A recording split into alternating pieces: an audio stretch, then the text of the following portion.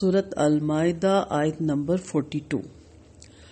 سماعون بہت زیادہ سننے والے ہیں، للکذبی جھوٹ کو، اکالون بہت زیادہ کھانے والے ہیں، للسخطی حرام کو۔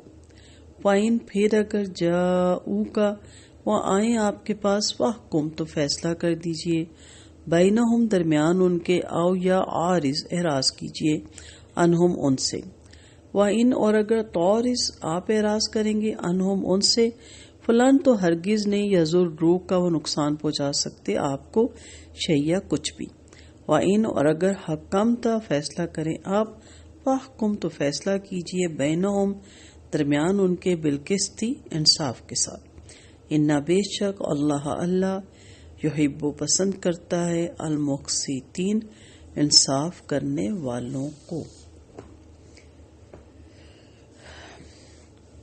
سماعون للکاذب، اس کے دو معنی ہو سکتے ہیں، ایک جاسوسی کرنے کے لیے زیادہ باتیں سننا، یا دوسروں کی باتیں ماننا اور قبول کرنے کے لیے سننا۔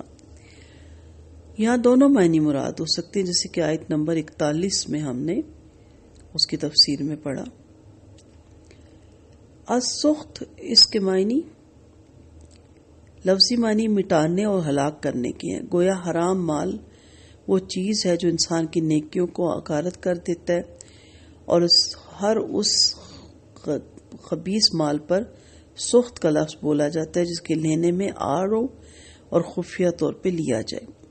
اس میں رشوت بھی شامل ہے، اور حدیث میں زانیہ کی اجرت، کتا، شراب اور مردار کی قیمت کو سخط کہا جاتا ہے۔ سود، چوری کا مال اور جوئے سے کمایا ہوا مال بھی سخط میں داخل ہے۔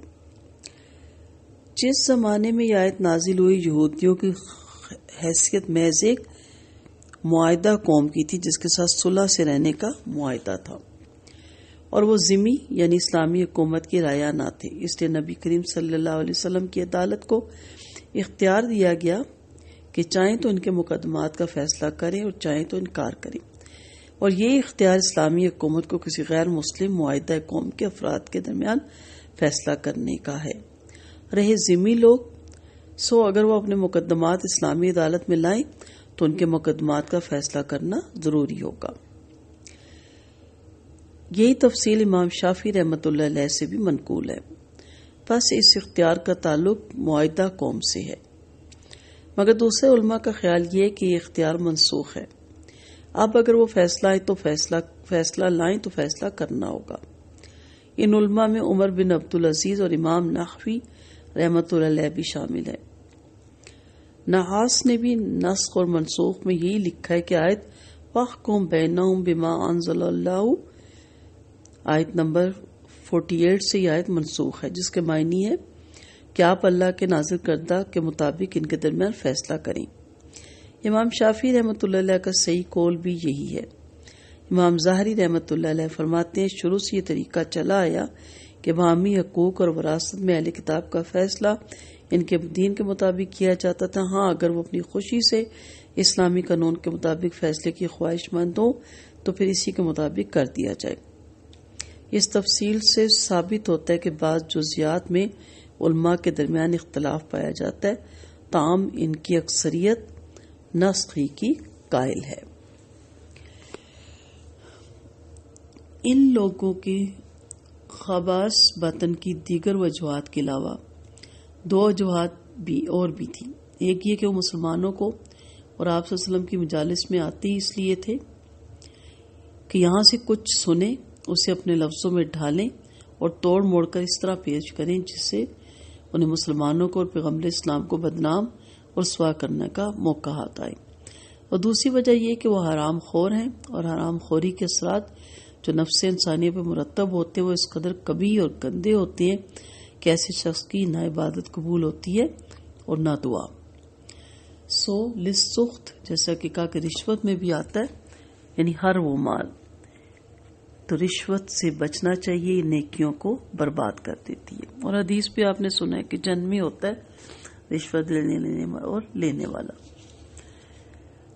برارہ رضی اللہ عنہ بن اعظم کہتے ہیں کہ نبی کریم صلی اللہ علیہ وسلم کے سامنے ایک یہودی نکلا جس کا منہ کالا کیا گیا تھا، اور کوڑے مارے گئے تھے. آپ نے یہود کو بلایا اور ان سے پوچھا کیا تم اپنی کتاب میں زانی کی یہ سزا پاتے ہو؟ انہوں نے کہا ہاں.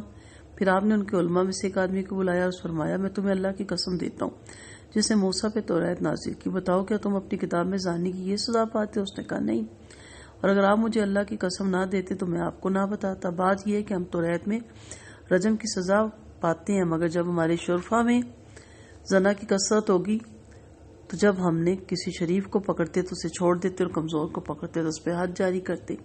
پھر ہم نے آپس میں کہا کہ ایسی سزا پر متفق ہو جائے جس سے شریف اور رذیل سب پر نافذ ہو سکے، تو ہم نے کوڑے مارنا اور منہ کالا کرنا نافذ کر دیا. آپ صلی اللہ علیہ وسلم نے فرمایا اے اللہ، سب سے پہلے میں تیرے اس حکم کو زندہ کرتا ہوں جبکہ ان لوگوں نے اس کو مردہ کر دیا تھا.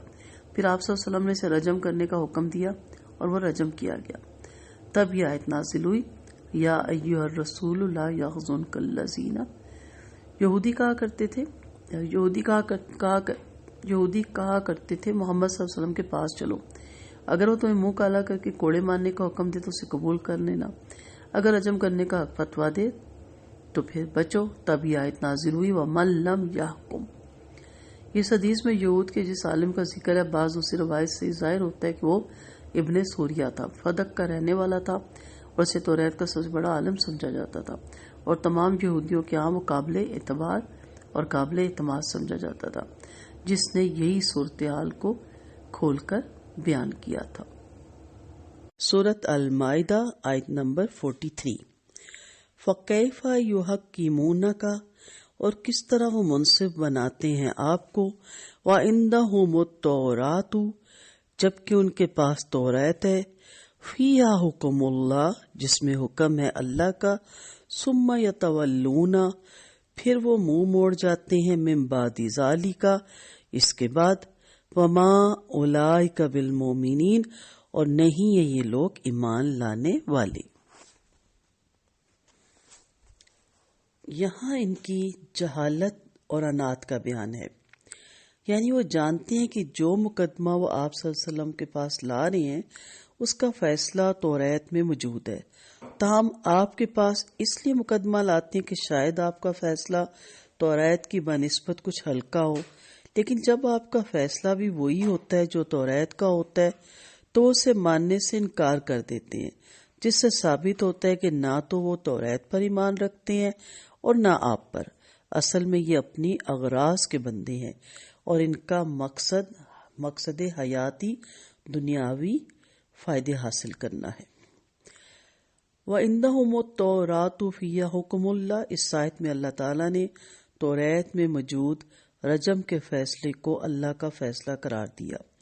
جو لوگ رجم کے منکر ہیں، اگرچہ بہت ہی صحیح حدیث میں ان کا رد ہو چکا، مگر یہ آیات پختہ ترین مضبوط دلیل ہے کہ قرآن نے توریت میں موجود رجم کے حکم کو اللہ کا حکم قرار دیا ہے، پھر نہ اس کی تردید کی ہے نہ منسوخ کیا، بلکہ اللہ کے اس حکم کو یہود اور مسلمان دونوں پر نافذ فرمایا.